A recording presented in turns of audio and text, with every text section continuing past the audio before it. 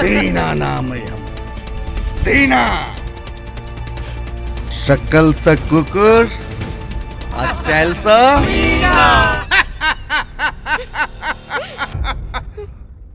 तू की सोचली तू हमरा सब बच के भाग जेबी दीना सा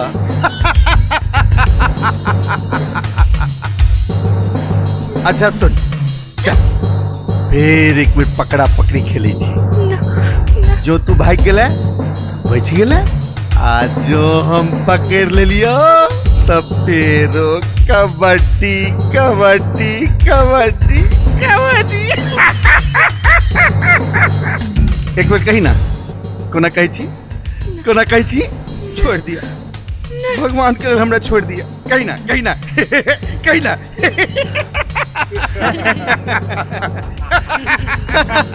कबड्डी कबड्डी कबड्डी कबड्डी कबड्डी तो करंट मारी छोड़ो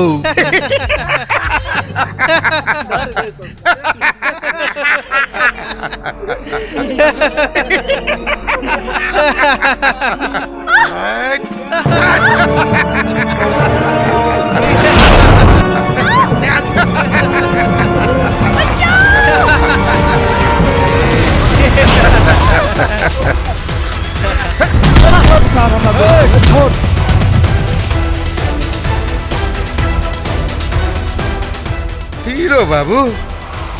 एक क्विंटू स्टेलोडो एक कुन रजनीकांत के बाबू एलुआ खाली हाथों रहो लोग 10-10 आदमी के मारतो रहो माटी से बढ़कर क्यों श्रृंगार की करब जो हाथ में छे दम तब हथियार की करब हर साल के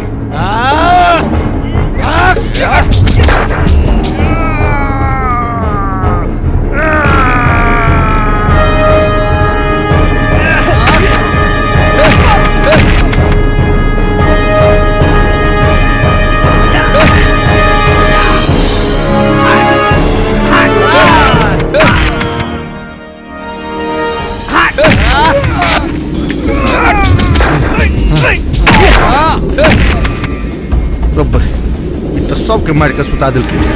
अब तो हमरे बारी है दीना सा दुश्मनी पर मोहक पड़तो भाग रास्ता भाग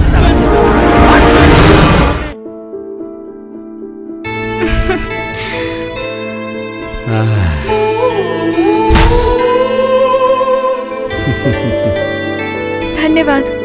अहाँ ने अब तो की होते मुदा मेलो ना एमे धन्यवाद के कोनो गप नहीं। अच्छा ठीक है। अच्छा अब हम चले छी।